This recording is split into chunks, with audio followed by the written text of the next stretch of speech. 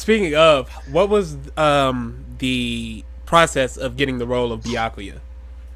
Well, I mean, by that point, I'd already kind of like semi-established myself. And the one weird thing about Danganronpa, and this has happened a few times, but it's rare, especially for a series as popular as Danganronpa, is that I didn't actually audition for the part. Really? Yeah, I did not audition. That's weird. Normally, I auditioned for League of Legends, and I auditioned for a bunch of others. And normally they do that, but I don't know why Atlas So there's this company, Bang Zoom Entertainment, and they're basically they're a studio, they're a voice recording studio, and they have an internal, I guess, roster or dossier or whatever of a bunch of voice actors. And most of the time, when a company goes to them, they say, "Hey, listen, can you send out auditions to your roster, pick out the ones that don't suck, and then send them to us. We'll listen, we'll pick the one we like the most, and we'll go ahead and cast that person." That's how it normally works. But for some reason, Atlas this time was like, "Look, we trust you.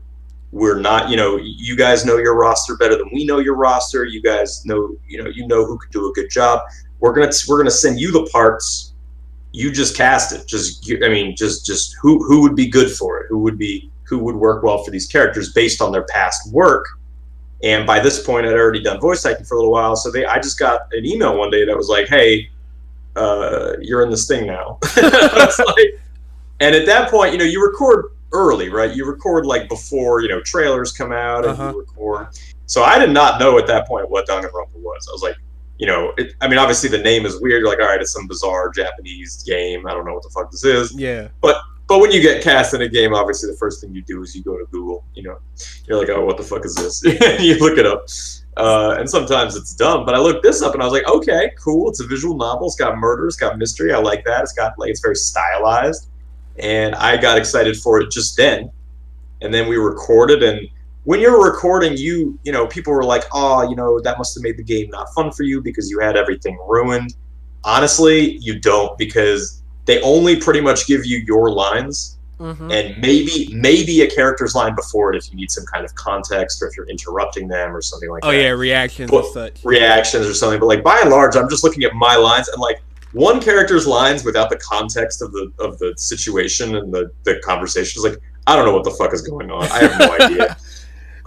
So, and anytime I had a question, of course I would ask and they would tell me, but by and large, I'm just sort of in the dark about all the mysteries. And also it was out of order. We didn't do it fully in order. Okay. We were jumping all over the place. So I didn't know what case I was in. I didn't know what, it was, who killed who, I had no idea most of the time. It was just it was you. And internally, I'm like, I don't know who it is. I don't know who I'm yelling at right now. I don't know who I'm yelling at right now, but I'm sure they're sad. So they just gave you the part of Byakuya. They weren't like, oh, you're going to play this person or try out for this person. It was just like, you're right. Byakuya.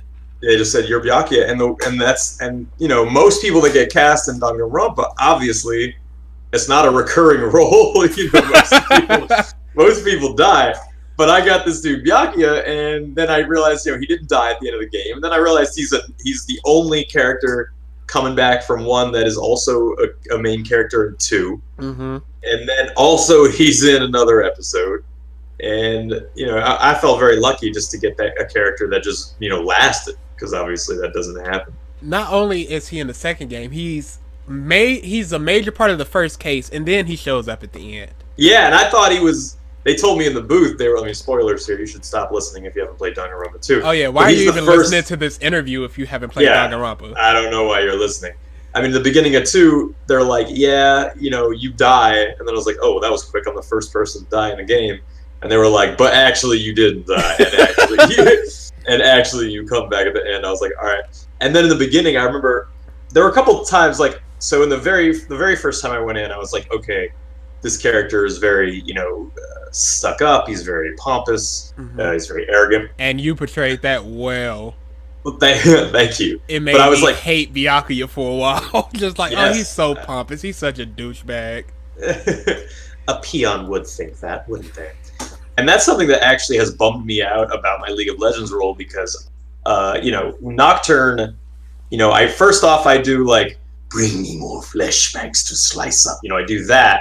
And then on top of that, they add a bunch of audio layers so that it sounds crazy in the game.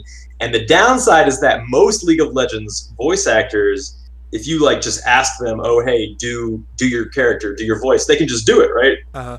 They could just do it and it sounds like them. And oh yeah, if they go to a convention or something, like, hey, say the Right. line, please. Say the line. And for me, I can say the line how I did it, but it doesn't really sound like Nocturne unless you have those kind of layers on top of it, which sort of sucks. But Yeah. whatever.